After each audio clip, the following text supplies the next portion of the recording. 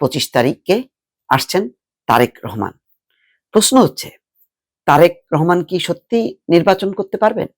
শেষ পর্যন্ত ঠিক আগ মুহূর্তে এমন কি পরিস্থিতির উদ্ভব হবে যাতে তারেক রহমান না আসতে পারেন? এটি নিয়ে কিন্তু চলছে জল্পনা কল্পনা। দর্শক, সর্বশেষ খবর হলো রাতের বেলা তারেক রহমান ট্রাভেল পাস পেয়েছেন। বিভিন্ন টেলিভিশনের স্ক্রলে সেটি বিশেষ খবর আকারে প্রকাশ করা হচ্ছে। তারেক রহমান 25 তারিখে আসবেন বেলা 12টার দিকে, সময় ঠিক। কোথায় তাকে সম্বর্ধনা দেওয়া হবে সেটিও ঠিক, কিন্তু এর মধ্যে ঘটে গেছে বাংলাদেশে একটি ভয়াবহ ঘটনা। হাদির যেমন নির্মম মৃত্যু হয়েছে, সারা দেশের এবং বিদেশে বাংলা ভাষাভাষী যারাই আছে তারা শোকে যখন কাতর আহত, ঠিক সেই সময় একটি গোষ্ঠী তাণ্ডব লীলা চালিয়েছে।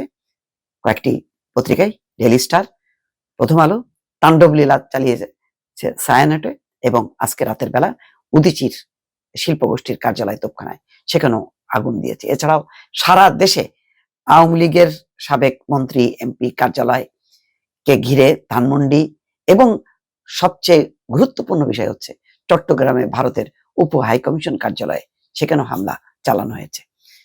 এবং তার পাশাপাশি ময়মনসিংহে ধর্ম অবমাননার অভিযোগ তুলে এক হিন্দু যুবককে পিটিয়ে হত্যা করার পর তার মরদেহ পুড়িয়ে ফেলা হয়েছে। এইরকম নারকীয় পরিস্থিতিতে যখন দেশের স্থিতিশীলতা রীতিমতো হুমকির মুখে পড়েছে, এবং রাজপথে যেই ধরনের স্লোগান, যেই ধরনের হুমকি ভারতকে উদ্দেশ্য করে দেয়া হচ্ছে, এবং এখনো পর্যন্ত কিন্তু সরকার বলেনি যে এই হত্যাকারীরা ভারতে লুকিয়ে আছে বা সেখানে চলে গেছে। কোনো প্রমাণ ছাড়াই যেভাবে দায় চাপানো হচ্ছে বিভিন্ন পক্ষের উপর এবং তাণ্ডব লীলা চালানো হচ্ছে, তাতে দেশের রাজনৈতিক পরিস্থিতি দ্রুত অবনতির দিকে চলে গেছে। এখনো পর্যন্ত সেরকম একটি থমথমে পরিস্থিতি বিরাজ করছে। এর মধ্যেই তারেক রহমানের আসার যেই এক ধরনের আগমনী বার্তা চতুর্দিকে ছড়িয়ে পড়েছে, তার আশাকে কেন্দ্র করে বিএনপির নেতাকর্মীরা এখন উজ্জীবিত। কিন্তু এই ঘটনা পুরো পরিস্থিতিটা একটা হঠাৎ করে ধাক্কা খেয়েছে। অনেকে মনে করছেন যে আগামী কয়েকদিনের মধ্যে দেশে এমন এক পরিস্থিতি তৈরি হবে যাতে তারেক রহমান মনে করেন বা বিএনপি মনে করে যে তারেক রহমানের আসার মতো আর পরিস্থিতি বাংলাদেশে থাকবে না।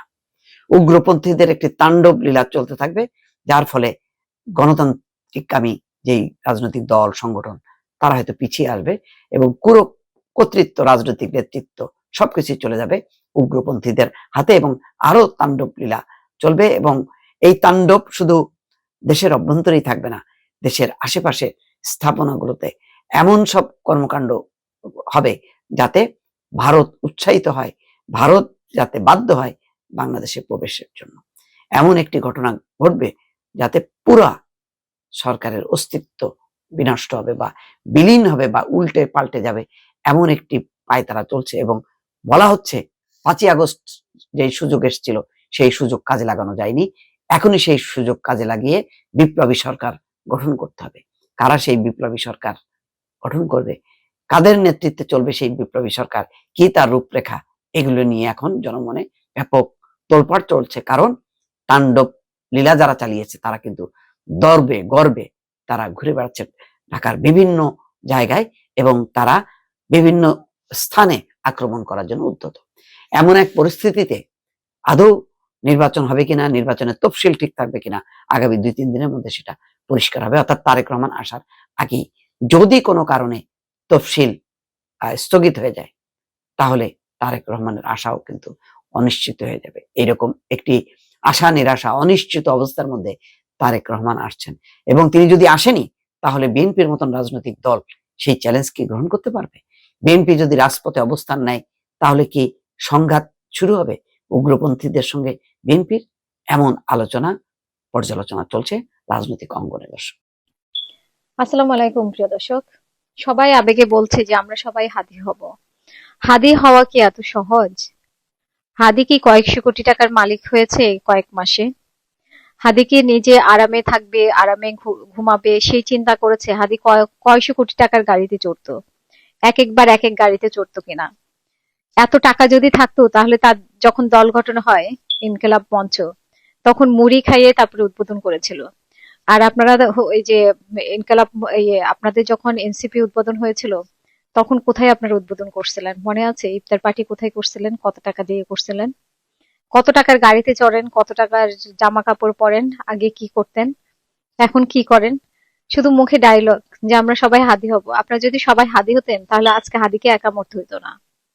ঠিক আছে? হাদিদের মতো মানুষকেই মরতে হয়, যারা সৎভাবে জীবনযাপন করা, যারা সৎ থাকে।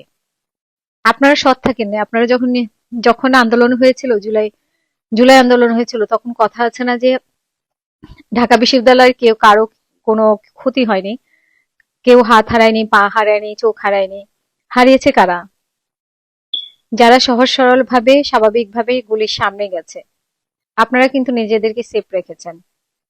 ঠিক হাদিরাই, যারা কোনো ভনিতা না করে, কোনো তাদের মধ্যে কোনো ভনিতা থাকে না, তারাই সামনের সারিতে যায় আর তারাই মাইর খায়।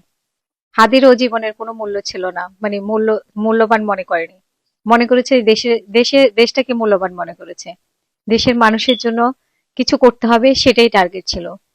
নিজে টাকা পয়সা বানাবে, নিজে গাড়ি বাড়িতে চলবে, নিজের ব্যাংক ব্যালেন্স হবে, তারপরে বিপদে পড়লে দেশ ছেড়ে পালিয়ে যাবে, এই টার্গেট হাদি ছিল না। আর আপনারা যারা সুন্দর করে বলছেন এখন আমরা সবাই হাদি হব, আমরা এক হাদি, এক হাদির মারা গেলে কি হবে, লক্ষ হাদি আছে, এটা এত সহজ না একজন হাদি হওয়া। হাদি কেন টার্গেটে পরিণত হলো? কারণ হাদি সে আগুন আপনারা হতে পারবেন না। যারা টার্গেট করেছে তারা বুঝে শুনেই টার্গেট করেছে। হাদি একদিন অনেক কিছু, বেঁচে থাকলে একদিন অনেক কিছু করত। এই দেশের জন্য জীবন দিতে যার মানে যে কোনো মুহূর্তে প্রস্তুত, তার জীবনের প্রতি মায়া নেই, দেশের প্রতি মায়া আছে। এটা বুঝেই সে টার্গেট হয়েছে। আপনারা সেই টার্গেটে পড়েন না, কারণ আপনাদের আদর্শ সেরকম না। আর এখন যারা হাদির আবেগে আপনারা যারা ভাঙচুর করছেন, এই যে জ্বালাও পোড়া করছেন, দুদিন পরে আপনারা হাদিকে মনে রাখবেন না। বা যারা এখন বলছেন আমরা হাদি হব, দুদিন পরে আপনারা হাদিকে মনে রাখবেন না। এখন আবেগ দেখাচ্ছেন, ঠিক আছে? আবেগ দেখায়া মব করতেছেন। আপনারা কি করছেন? প্রথম আলো ভাঙচুর করছেন, ডেইলি স্টার ভাঙচুর করছেন, ছায়ানট ভাঙচুর করছেন। কেন? যারা হাদির আসামিকে গ্রেফতার করতে পারে নাই, তাদের উপরে কি আপনারা মব করেছেন? যারা দায়িত্বে ছিল তাদের উপর মব করেছেন? তাদেরকে কিছু করার কোনো ক্ষমতা নেই। আপনারা যদি সামর্থ্য থাকতে তাহলে স্বরাষ্ট্র উপদেষ্টাকে আপনারা নামায় ছাড়তেন। আজ কয়দিন? 6-7 দিন হয়ে গেছে, এক সপ্তাহ তো। আপনারা নামাইতে পারছেন? পারেন নাই। আপনারা কোনো উপদেষ্টার সামনে দাঁড়িয়ে কিছু বলতে পারছেন? পারেন নাই। আপনারা ভাঙতে গেছেন ওই যে ডেইলি স্টার আর প্রথম আলো, ছায়ানট, যেসব প্রশাসন হাদির আসামিকে ধরতে পারে নাই,